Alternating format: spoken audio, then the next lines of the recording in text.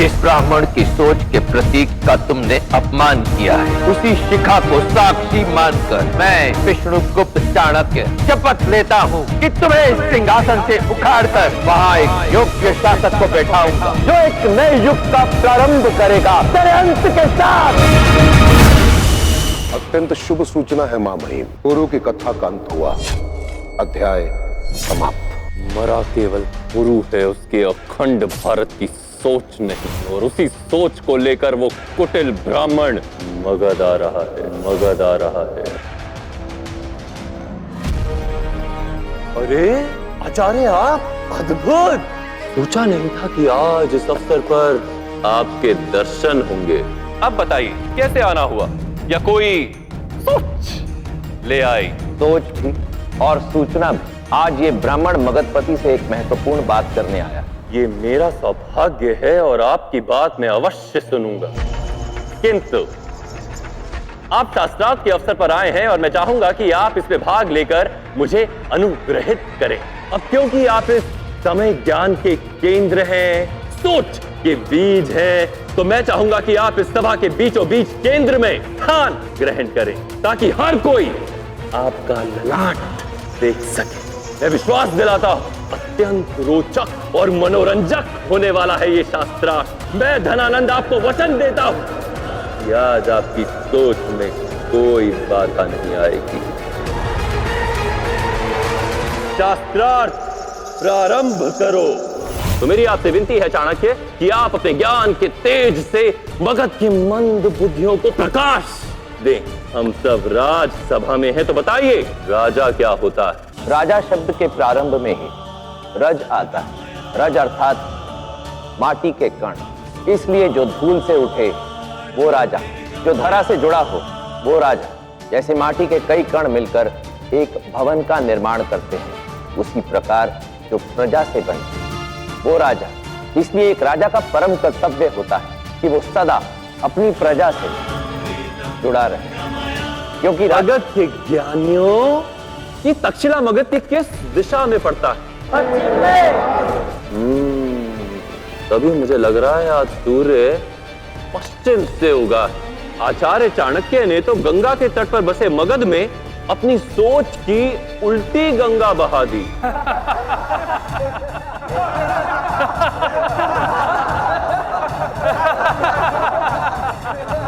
आचार्य, आपकी सोच और विचार दोनों अनुचित है। राजा का सत्य मगध की सभा आपको बताएगी। वल्लभ, राजा क्या है? राजा इस धरती पर ईश्वर का प्रतिरूप है। राजा से ही राज्य और राज्य से ही प्रजा है। राजा से बढ़कर इस धरा पर और कोई नहीं।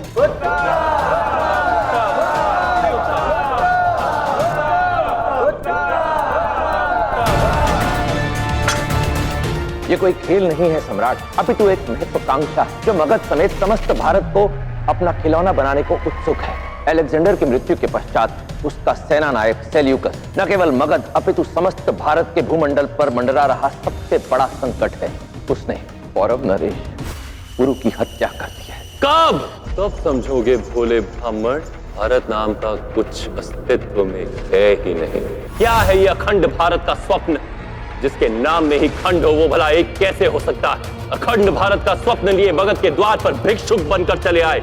याद भी है इस भूखंड में कितनी जातियां हैं, कितनी भाषाएं हैं, कितनी बोलियां हैं, कितने राजा हैं। जहां जन्म, कर्म, धर्म, भाषा, बोली, रीतियों के अनगिनत हिस्से हो, वहां एकता केवल एक किस्सा है ब्राह्मण। किसी से भी पूछ कर देख लो।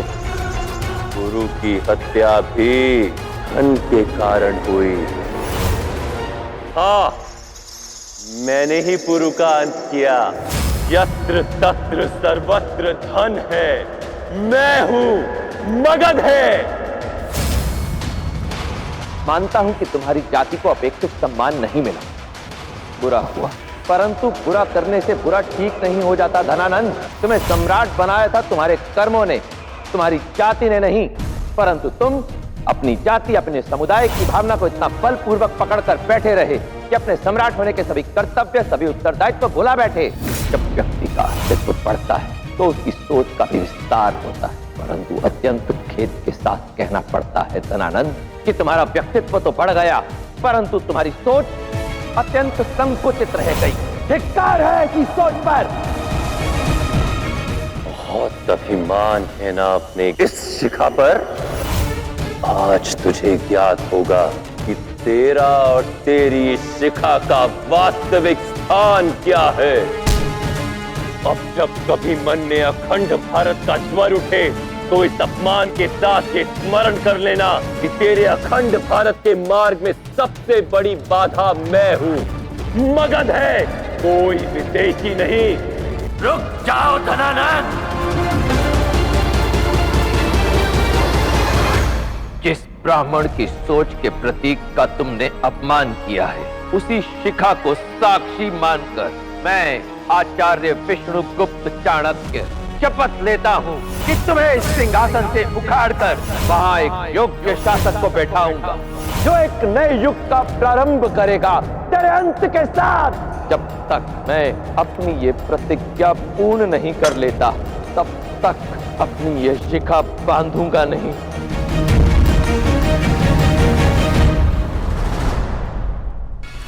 वो विष्णुगुप्त चाणक्य स्वयं को विष्णु समझकर अपना स्वप्न सत्य सिद्ध करना चाहता है। महामात्य, जिन आंखों में मगध को नाश करने का स्वप्न हो, क्या उन आंखों को खुली रहने का अधिकार है? समझ गया मामन। धनानंद ने मेरी हत्या का आदेश दे दिया है, शीघ्र निकलो। गुप्त गुफा में पुष्प रखने का बर्तन, अवश्य यहाँ कोई गुप्त द्वार भी होगा।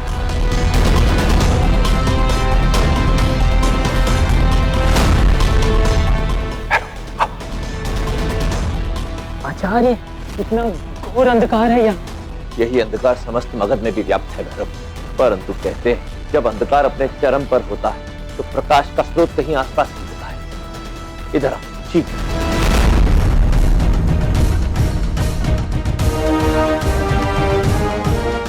पूरा साम्राज्य ही आपकी खोज में लगा हुआ है, ऐसे में कैसे देंगे आप इस साम्राज्य को उसका उत्तराधिकारी? मगध का भावी सम्राट मगध की माटी से ही उत्पन्न होगा। किंतु आप उसे पहचानेंगे कैसे? सरल है, जिसके हृदय में अपनी मातृभूमि के लिए अनंत प्रेम और निष्ठा होगी, वही अंत करेगा उसे अहंकारी धनानंद का। ये मेरा और मगध का जन्मोत्सव है, और बड़े उत्सवों में अक्सर अपशगुन हो जाते हैं। मगधपति के जन्मोत्सव पर मगध के अधिकांश नागरिक इसमें भाग लेंगे। मगध राष्ट्र के सभी युवा इसमें उपस्थित होंगे। मगध के भावी सम्राट को ढूंढने का इससे उत्तम अवसर नहीं मिलेगा। अद्भुत, बड़ा ही सुखदायी दिन है आज का। उचित कहा आचार्य, और मेरा गुप्तचर मुरली युवाओं के चयन में आपकी सहायता करेगा। गुप्तचरों पर पूर्ण रूप से विश्वास नहीं किया जा सकता, क्योंकि वे केवल धन की भाषा समझते हैं। किंतु इस गुप्तचर पर किया जा सकता है, क्योंकि मुरली के संपूर्ण परिवार का विनाश धनानंद ने स्वयं किया था, और मुरली को अपने परिवार का प्रतिशोध भी लेना है। परंतु मैं मुरली को पहचानूंगा कैसे? इसकी आवश्यकता ही नहीं पड़ेगी आचार्य, वह आपको स्वयं खोज लेगा और अपने पहचान स्वरूप मुद्रा का शेष भाग आपको देगा।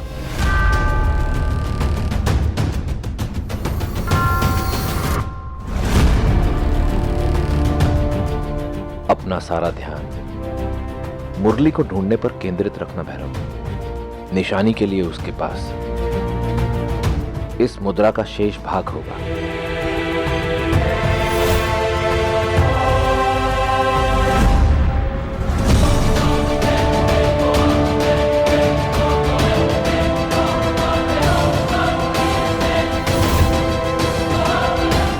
इस उत्सव का लाभ तो मुझे मिलना ही था।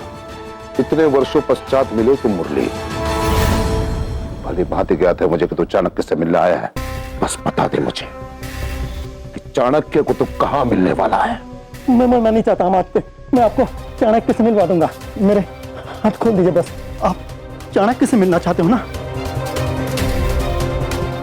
मेरे शव से पूछ लेना।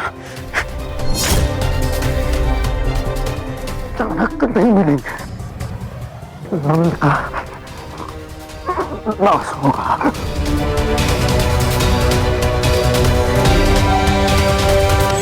चाणक्य अवश्य मिलेगा मुरली, और नंदों का नाश कभी नहीं होगा। अब से तुम मुरली जी महामात्य। और ढूंढो, जिसके पास इस मुद्रा का शेष भाग होगा वही होगा विष्णुगुप्त चाणक्य। आचार्य चाणक्य?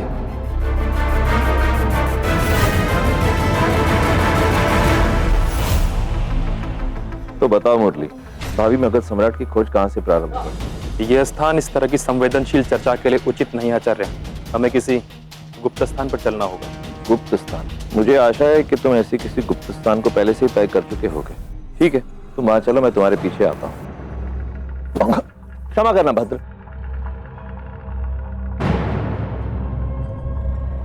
मुरली, ये मुद्राओं की पोटली यहां गिरी पड़ी थी, तुम्हारी तो नहीं है? हाँ हाँ, मेरा ही है। अर्थात मुरली पकड़ा गया, यह अवश्य ही राजसी गुप्तचर है। भद्र, ये आपकी धन की पोटली, मगध में अपना धन संभाल कर चलिए।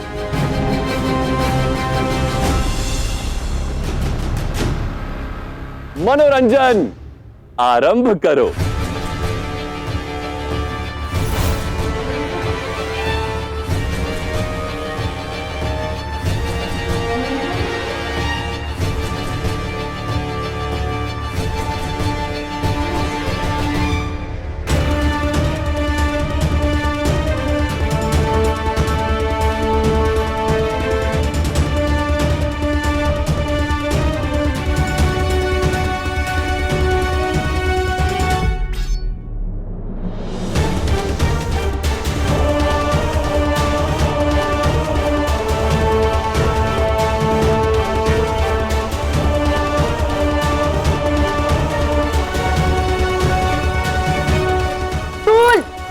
गति बढ़ाओ, भागो भागो भागो।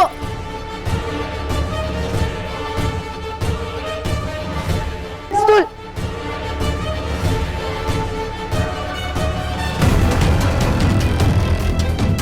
पकड़ लो इसे।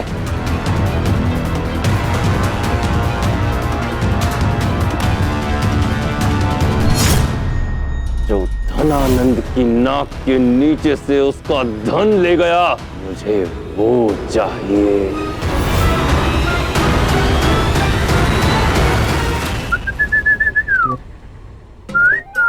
सुनो भाई, बड़े निश्चिंत प्रतीत होते हो। क्या ये विचार मस्तिष्क में आया है कि शेष जीवन मगध के कारागार में व्यतीत करना पड़ सकता है? मेरी चिंता छोड़िए, अपनी सोचिए भद्र। बुढ़ापे में बंदी गृह बड़ा कठिन होगा आपके लिए। मुझे तो मेरा मित्र बचा ही लेगा। कहा था ना, मेरा मित्र आएगा।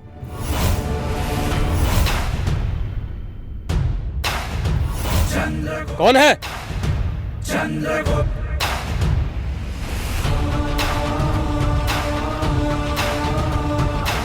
पकड़ो उसे।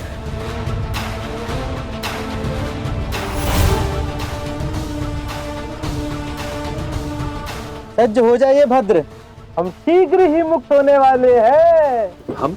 हाँ, हम।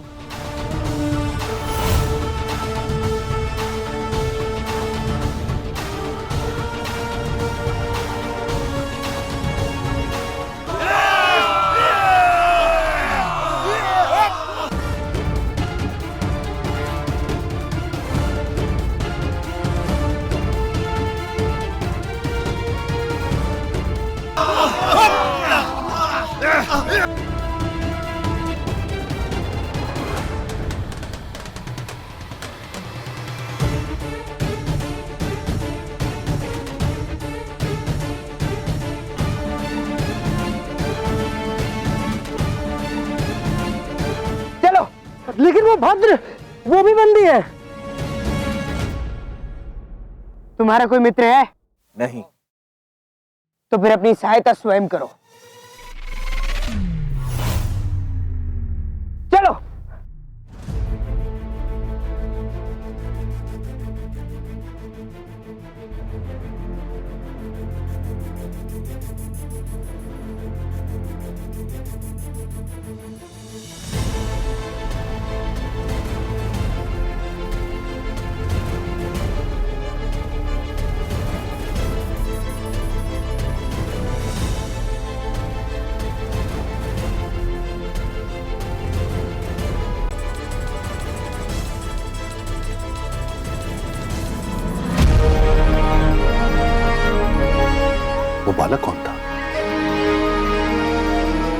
मगध की माटी से उठा हुआ, पवन से वेगवान, क्रोधित समुद्र जैसा रौद्र, रेत के बवंडर जैसा शक्तिशाली,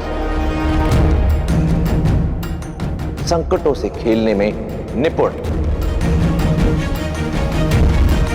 सिंह के समान अपने झुंड का नेतृत्व करने में कुशल, अपने साथियों के लिए अपने प्राण देने को तत्पर, और बिना स्वार्थ एवं कारण के मुझ जैसे अपरिचित के प्राण बचाने वाला उदार। उसमें वो प्रत्येक गुण है सत्कार जो मैं भारत के भविष्य में देखता हूं। वही होगा अखंड भारत का सम्राट।